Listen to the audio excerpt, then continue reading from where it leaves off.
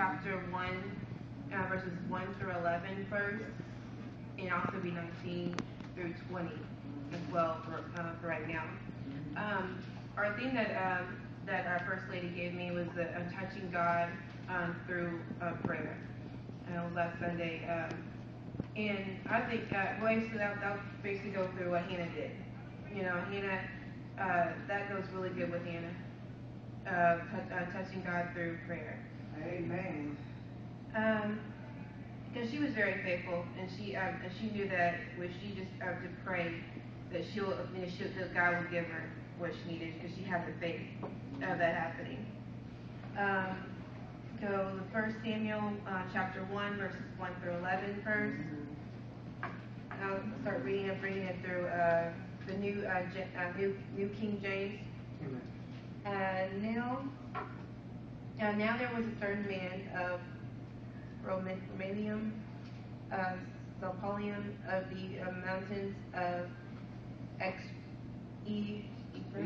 Ephraim, and his name was Elkanah, the son of Jehoram, the son of Elihu, and the son of Toho, and the son of Zu, and Elepharite. Thank you. And he had 2 wives. The name of one of his wives was Hannah, and the name of the other was Peninnah. And Peninnah had children, but Hannah had no children. This man went from the city yearly to worship and sacrifice to the Lord of hosts in Shiloh. Also the 2 sons of Eli, Hophni, and Phinehas, the priest of the Lord, were there. And whenever the time came for Elikai to make an offering, he would give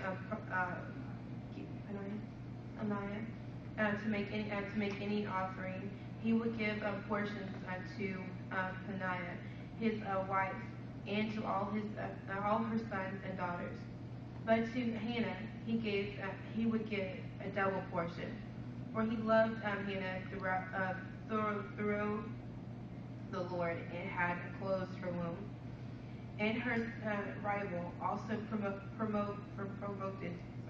her severely to make her miserable, because the Lord had closed her womb. So it was year by year, when she went up to the house of the Lord, that she provoked her. Therefore she wept and did not eat. Then Elkanah, her husband, said to her, Hannah, why do you weep? Why do you not eat? And why is your heart grieved? Am I not better to you than 10 sons? So Hannah arose after they had finished eating and drinking in Shiloh. Now Eli, the priest, was sitting up on the seat by the doorpost of the tabernacle of the Lord, and she was in bitterness of soul, and prayed to the Lord, and wept in anguish. And then she made a vow and said, O Lord of hosts, if you will indeed look on the affection of your maidservant, and remember me, and not forget your maidservant, but will give your maidservant a male child, and then I will give him, the Lord, all the things of his life, and no razor shall come upon his head. That was 1 Samuel chapter 1 through 11. And I'm also going to go to the next verse, 19 through 20. It says, Then they arose early in the morning and worshipped before the Lord, and returned and came to their house at Ramah, and Elkanah knew Hannah, his wife, and the Lord remembered her. And so it came to pass in the process of time that Hannah conceived and bore a son, and called his name Samuel, saying, Because I have asked for him for the Lord.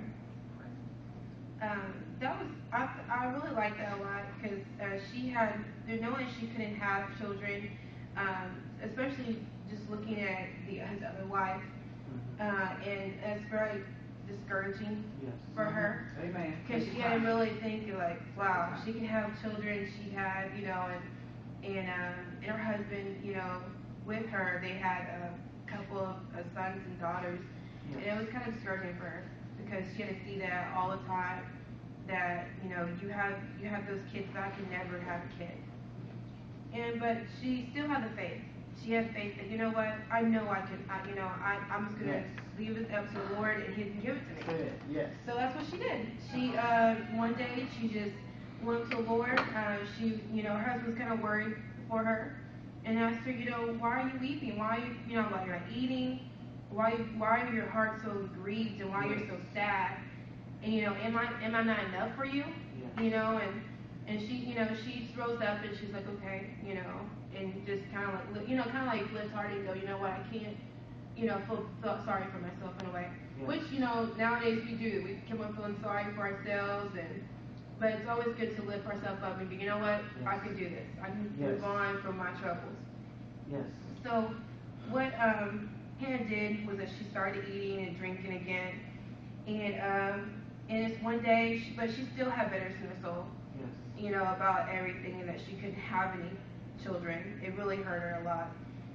So she went up to the Lord and just really, with all her heart, with all her heart, she prayed to the Lord and said, just remember me, and please just let me conceive a child, a male child is that. She wanted a male child. Yes. And as being, your servant, and the Lord is serving you, just give me my male child that she wants, and she desires. And then she told him, kind of like a promise that she gave to the Lord, that if you do that for me, that I'll give my son to you. For all these days, for all the days of his life, I'll give it to you, and I will never put a razor to his head. Wow. So that's what she said that she'll do. And then, as you saw in 1920, God heard her. She knew a faithful servant. God will hear you if you're a faithful servant, and you're like she said, I'm the maid's servant. I serve you. Yes. I praise you. I'm there for you. And and he heard her prayer and everything, knowing that of course they probably didn't have doctors per se, but knowing that she knew that she couldn't have any children, but she knew that God could do everything. Yes. God will do anything for you because she had faith. She had that strong faith that God would do it. Yes. God will do anything for you if you're a servant to Him and faithful to Him. Yes. And so He gave her what she wanted. Yes. She gave him the male son that she wanted, and she was so happy about that. And also in Samuel 1, I had to read the chapter 2, 1 through 2. It will show you how grateful and praised that she was. Just turn to me that Samuel 1, chapter 2, verses 1 through 2. It reads, and Hannah prayed and said, my heart rejoices to the Lord. My horn is exalted in the Lord. I smile at my enemies because I rejoice in your salvation. No one is holy like the Lord, for there is none besides you, nor is there a rock like our God. And that's true. There's no one like the Lord that can do that for you. No other people worship all these other gods or anything like that. The Lord is the only one that can actually do and see your heart and see what you really want. And he saw, and she said, I will always give the voices or praise. I will exalt you. Yes. Exalt myself to you. And she'll smile at her enemies. Yes. She's not gonna let her enemies come and make her down or make her feel bad or anything. She's gonna always, just look at them. You know what? Just smile at them and say, how you doing? That's what you have to do. Sometimes just smile at your enemies and say hi, even though they mean harm on you. Yes. You have to do that sometimes. I believe it's hard. Hard to do that, but you have to just smile at your enemies and keep on moving. Yes. And so she just basically, she just kept on worshiping Him and thank God for Him. and she understands that no one is holy than him.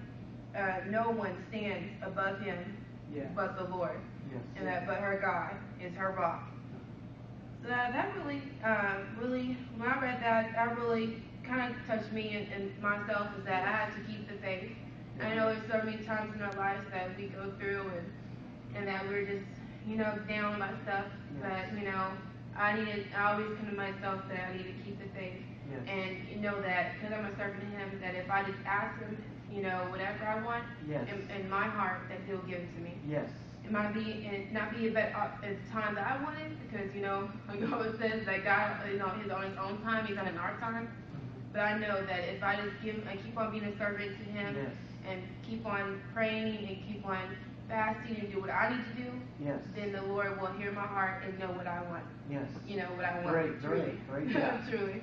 Amen. So, that was the message I have today. Amen. Thank God. And thank God for that. I thank God for